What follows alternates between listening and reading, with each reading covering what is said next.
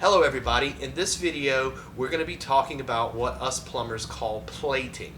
Now it pretty much has two different functions and all of them are going to do the first one, and that's going to be to protect you from the accidental nail puncture or a screw being driven through your pipes.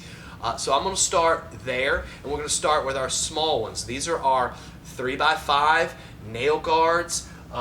They're the small ones here. These are self-nailing, and as you see, when we're running down this wall here where our hot and cold lines are passing through the wall, we have a plate on each one to protect it, and that's pretty much its own function. It doesn't help restore structural value.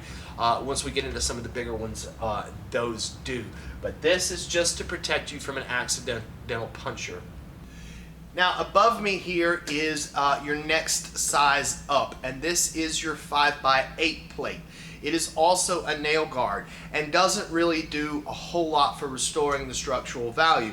It is a self-nailer, but now the codes have changed since I put this one up. This one is just self-nailed. The code now, they want us to put nails in those holes. They tell us every single hole has to have a nail now. But this is not really restoring any structural value. It's just a nail guard. We have to put those at the top and we have to put those at the bottom. But codes have changed a little bit. If it's an 1.5-inch pipe like this going through, you're perfectly fine with your 5x8 plate with some nails in it. Here's another example of where to use your 5x8 plate. Now this one's not a self-nailer. You have to nail this one, but you're going to protect your pipe at the bottom here because you're going to have your baseboards and shoe molding and quarter round and all that going through there, and you want to watch out for that trim guy because he can get you with his little brad nailer and poke a bunch of holes in your little pipe. So that's a nail guard. That's what it's there for. And yes, as soon as you touch these things, they're going to start rusting on you. By the time the house gets sheetrocked, these things will probably all look tarnished like that. Nothing wrong with that. This is here to protect it from nails at construction. The other thing is there's a gap right here where they cut into the floor. Anytime you cut into the floor like that, you're going to have to put another plate down there to cover that hole. Now, here's an example of a 5x18 plate. Now, they call this a building strap. This does have structural value to it. You can use these to restore the structural value. But now, when we put this together, we didn't have the rule, but we do have a rule now. You have to put a nail in every single one of those holes, and it has to be a nail. You can't screw it. You have to have a nail in every single hole. But we are not using the building strap here for structure. This just happened to be a nice long plate that could protect our hot water line, our cold water line, and this 1.5-inch pipe. All right, I've got two more here. This is your 5x18, but here again, they're not using this for structure. They're using this as a nail guard to protect the hot, the cold, and this 1.5-inch pipe. Now, on this one over here, this is a 2-inch pipe. Now, our rules have changed. It used to be when we had a 3-inch pipe going up through, we had to use the building strap, placing a nail in every single hole. Well, in some of our counties and stuff, they have changed it to a 2-inch pipe. If you drill a hole 2 inches or bigger, or you've notched that board completely out, you have to restore that structural value. So you have to use the long 5x18 plate, putting a nail in every hole. So just remember that has changed. This would have been all right a year ago, but this is no longer okay. You have to use the big plate when you're 2 inches or bigger, or if you've cut all the way through that stud. And now for our last one.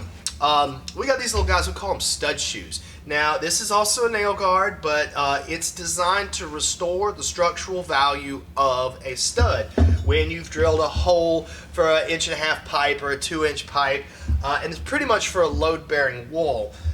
That's a pretty large hole in a 2x4. So you have to put these on, and you have to put a nail in every hole. You can't use screws anymore, they have to be nails. But the way I think about these guys, it's kind of like a knee brace. Say you got a bad knee and you got to put a brace on it. That's basically what it's doing to that board. It's a brace. It's restoring that structural value.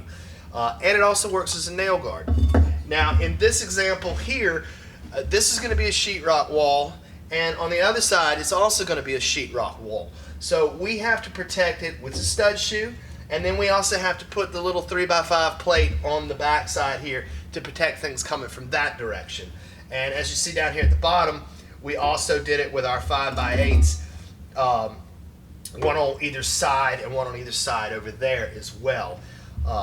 Now we do these on all of our walls. We don't guess, is that a load-bearing wall or is that not a load-bearing wall? These things are pretty cheap. What costs us the most money is having to send somebody back to put one of these little guys on where they missed it.